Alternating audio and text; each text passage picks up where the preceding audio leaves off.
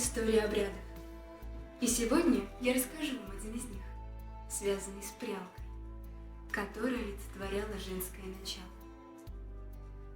Прялка сопровождала девушку всю жизнь и несла огромное значение. Первая прялка появлялась у девочки в совсем юном возрасте. Как правило, ее дарила мама или крестная, кума, а отец или брат вырезали на этой прялке пассы, знаки ее рода. Со временем девушка тоже украшала прялку пассами, которые означали важные события в ее жизни или просто служили украшением домашней утвари. Так девушка и проводила всю свою юность.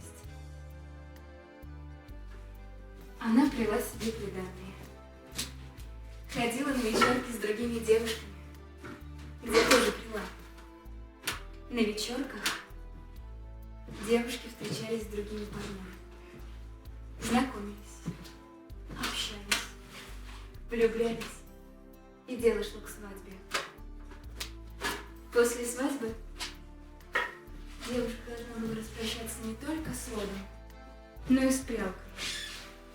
Прежде чем она войдет в новый дом, жених должен был сломать прялку.